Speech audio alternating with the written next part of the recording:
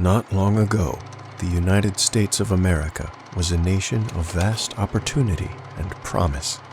As the world burned in the fires of the Weltkrieg, U.S. citizens enjoyed a decade of peace and prosperity beyond compare. Through subversion, stalling, and filibustering, U.S. intervention in the Great War was effectively paralyzed. By 1919, American citizens would wake up to newsreel pictures of German soldiers marching through Paris. In Europe, the Weltkrieg was over, but in the Americas, our misfortune had only just begun. Not long ago, the United States were a nation of vast opportunity and promise. Opportunity for the trust fund children of the elites. Promise for the rich to rule as petty barons. Comrades, I have seen a different America. I have seen a United States where the wretched poor live in squalor, slaves in all but name.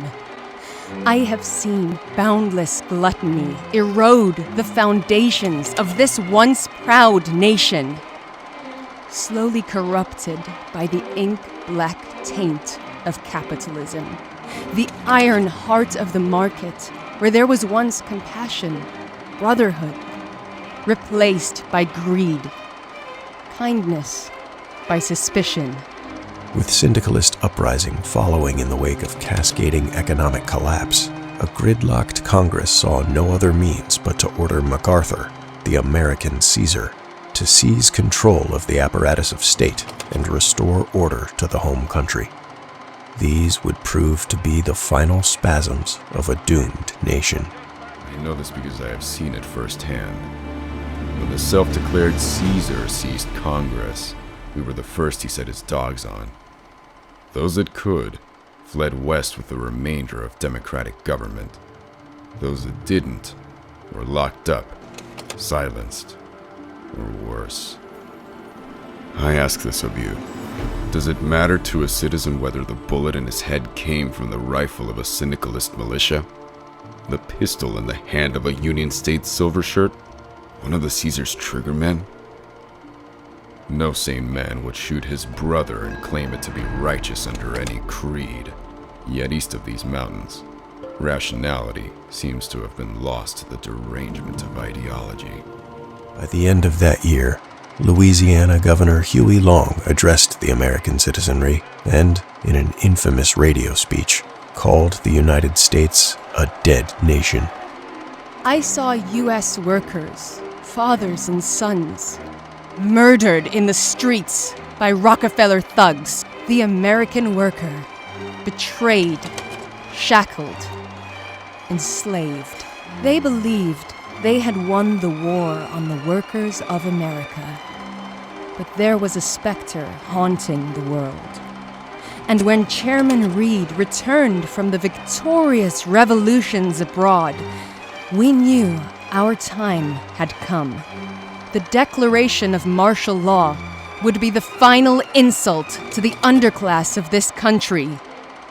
We rose up, and the Chicago sun dawned on an army of 100,000 comrades under arms, flying the scarlet banner of the revolution.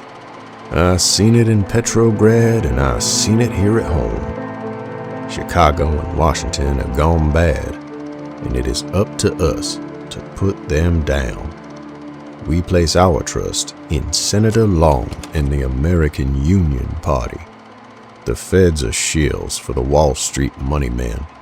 The syndicalists are radicals, rabid dogs frothing at the mouth, ready to tear this nation apart.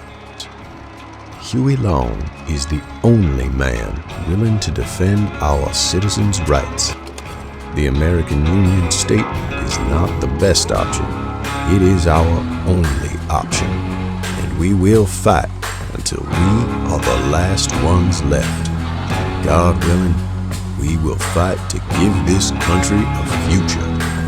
I love America, son, but I love you more. And I will fight for an America where you are a citizen under the Constitution, not a serf to Wall Street. We march north as traitors, but we'll come home as kings.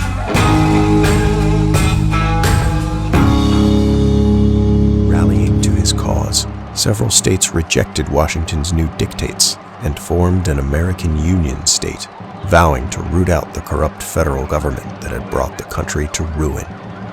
This bellicose move was soon followed by syndicalist elements in the North, who seized Chicago and the Great Lakes area as the combined syndicates of America. Fearing fighting would spill over into the West, the Pacific states seceded and marched their regiments eastwards to guard the border and restore democracy to the United States. Almost overnight, one of the world's last remaining republics collapsed into the revolutionary chaos that had claimed Russia, France, and Britain a decade earlier. Brother took up arms against brother, and cities across the nation were turned into blazing war zones.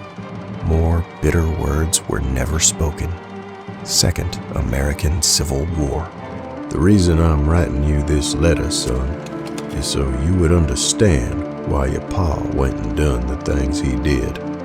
Depending on how this war swings, we may come home as heroes or as traitors.